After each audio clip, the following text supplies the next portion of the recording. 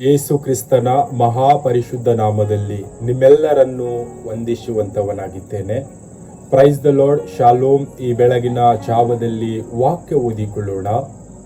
ಅಪೋಸ್ತಲರ ಕೃತ್ಯಗಳು 10ನೇ ಅಧ್ಯಾಯ 42ನೇ ವಚನ 43ನೇ ವಚನ ಓದಿಕೊಂಡು ಸ್ವಲ್ಪ ಹೊತ್ತು ಧ್ಯಾನ ಮಾಡಿಕೊಳ್ಳೋಣ.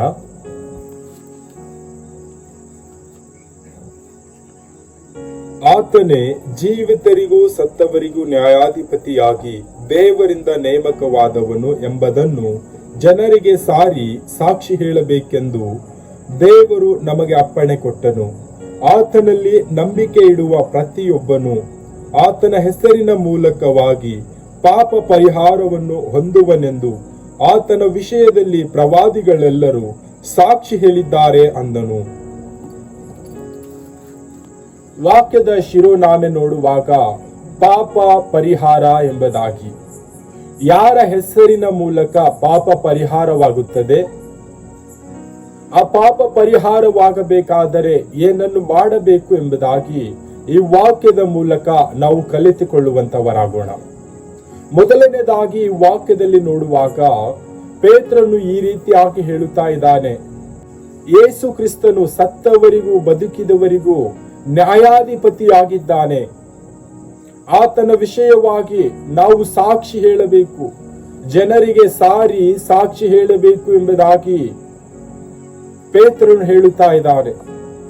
ಮತ್ತು ಯೇಸು ಕ್ರಿಸ್ತನೇ ಪಾಪ ಪರಿಹಾರವಾಗಿದ್ದಾನೆ ಎಂಬುದಾಗಿ ವಾಕ್ಯದ ಮೂಲಕ ನಾವು ನೋಡುವಂತವರಾಗಿದ್ದೇವೆ. ಈ ಲೋಕದಲ್ಲಿ ನಾವು ಜೀವಿಸುವಾಗ ಅನೇಕ ಜನರ ಒಂದು ಉದಾಹರಣೆ ನೋಡುವಾಗ,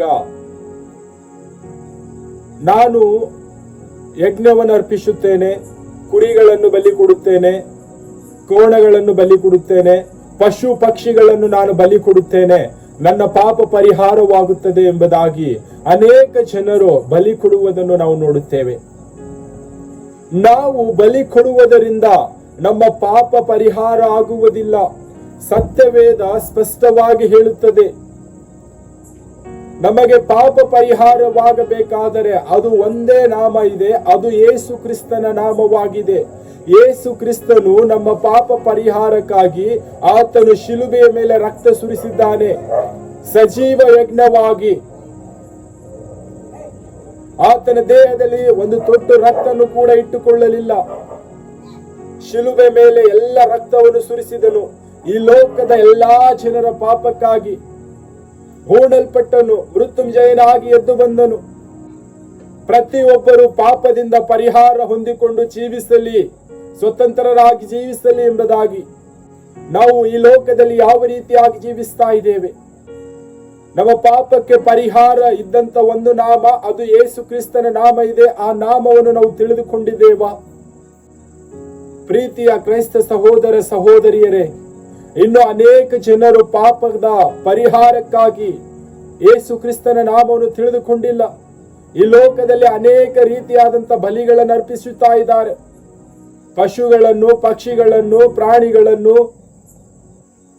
ನಾವು ಇದನ್ನು ಅರ್ಪಿಸಿದರೆ ಆಯಿತು, ನಮ್ಮ ಪಾಪ ಪರಿಹಾರವಾಗುತ್ತದೆ ಎಂಬುದಾಗಿ ಈ ಲೋಕದಲ್ಲಿ ಅನೇಕ ಜನರು ಜೀವಿಸುತ್ತಾ ಇದ್ದಾರೆ.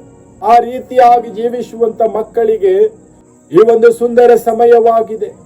ನಾವು ಈ ಲೋಕದಲ್ಲಿ ಜೀವಿಸುವಾಗ ಯಾವುದೇ ರೀತಿಯಾದಂತ ಪಕ್ಷಿಗಳು, ಪ್ರಾಣಿಗಳು ನಾವು ಬಲಿಯಾಗಿ ಅರ್ಪಿಸುವ ಅವಶ್ಯಕತೆ ಇಲ್ಲ.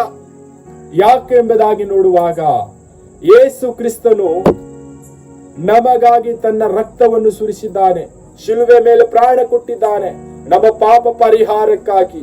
ಆ ಒಂದೇ ನಾಮ ಯೇಸು ಕ್ರಿಸ್ತನ ನಾಮವಾಗಿದೆ.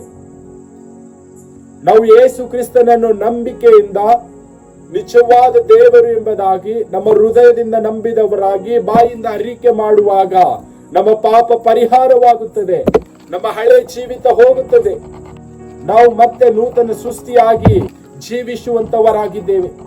ಅದು ಯಾವಾಗ ಆಗುತ್ತದೆ? ನನ್ನ ಪಾಪಕ್ಕಾಗಿ ಯೇಸು ಕ್ರಿಸ್ತನು ರಕ್ತ ಸುರಿಸಿದ್ದಾನೆ, ಶಿಲ್ವೆ ಮರಣವನ್ನು ಅನುಭವಿಸಿದ್ದಾನೆ, ಹೂಣಲ್ಪಟ್ಟಿದ್ದಾನೆ, ಮೃತ್ಯುಂಜಯನಾಗಿ ಎದ್ದಿದ್ದಾನೆ ಎಂಬುದಾಗಿ ನನ್ನ ಹೃದಯದಿಂದ ನಂಬಿದವರಾಗಿ ನಾನು ಬಾಯಿಂದ ಅರಿಕೆ ಮಾಡಿದಾಗ ನನ್ನ ಪಾಪ ಪರಿಹಾರವಾಗುತ್ತದೆ. ವಾಕ್ಯದಲ್ಲಿ ನೋಡುವಾಗ ಸತ್ತವರಿಗೂ ಬದುಕಿದವರಿಗೂ ನ್ಯಾಯಾಧಿಪತಿಯಾಗಿದ್ದಾನೆ ಯೇಸು ಕ್ರಿಸ್ತನು ಎಂಬುದಾಗಿ ವಾಕ್ಯದಲ್ಲಿ ನೋಡುತ್ತೇವೆ. ನಮ್ಮ ನ್ಯಾಯಾಧಿಪತಿ ಯೇಸು ಕ್ರಿಸ್ತನಿದ್ದಾನೆ. ಆ ವಿಷಯವಾಗಿ ನಮ್ಮನ್ನೇ ನಾವು ಪರೀಕ್ಷೆ ಮಾಡಿಕೊಳ್ಳೋಣ. ನಾವು ಇನ್ನು ಈ ಲೋಕದಲ್ಲಿ ಯಾವ ರೀತಿಯಾಗಿ ಜೀವಿಸ್ತಾ ಇದ್ದೇವೆ? ನಮ್ಮ ಪಾಪ ಪರಿಹಾರಕ್ಕಾಗಿ ನಾವು ಬಲಿಗಳನ್ನು ಅರ್ಪಿಸುತ್ತಾ, ಪ್ರಾಣಿಗಳನ್ನು ಪಕ್ಷಿಗಳನ್ನು ಅರ್ಪಿಸುತ್ತಾ ಈ ಲೋಕದಲ್ಲಿ ನಾವು ಜೀವಿಸುತ್ತಾ ಇರುವುದಾದರೆ ಈ ಒಂದು ಸುಂದರ ಸಮಯವಾಗಿದೆ. ಯೇಸು ಕ್ರಿಸ್ತನು ನಮ್ಮ ಪಾಪಕ್ಕಾಗಿ ರಕ್ತ ಸುರಿಸಿದ್ದಾನೆ. ನಾವು ಯಾವುದೇ ರೀತಿಯಾದಂತ ಪಶುಗಳನ್ನು ಪ್ರಾಣಿಗಳನ್ನು ಬಲಿ ಅರ್ಪಿಸುವುದು ಅವಶ್ಯಕತೆ ಇಲ್ಲ. ನಮ್ಮ ಪಾಪ ಪರಿಹಾರವಾಗಿದೆ. ನಾವು ಹೃದಯದಿಂದ ನಂಬಿದವರಾಗಿ ಬಾಯಿಂದ ಅರಿಕೆ ಯಾವಾಗ ಮಾಡಿದ್ದೇವೋ ಯೇಸು ಕ್ರಿಸ್ತನೇ ನಿಜವಾದ ದೇವರೆಂಬುದಾಗಿ ನಾವು ಯಾವಾಗ ತಿಳಿದುಕೊಂಡಿದ್ದೇವೋ ಆವಾಗ ನಮ್ಮ ಪಾಪ ಪರಿಹಾರವಾಯಿತು.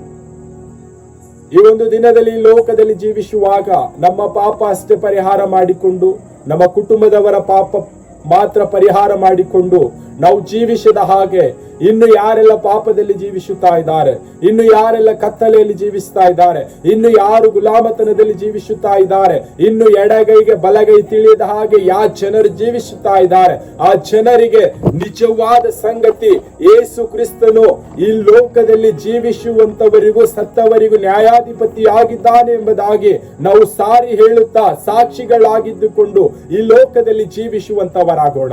ಕರ್ತನು ಈ ವಾಕ್ಯ ನಮ್ಮೆಲ್ಲರ ಆತ್ಮೀಯ ಬಗೆಗೆ ಆಶೀರ್ವದಿಸಲಿ. ಆಮೆನ್.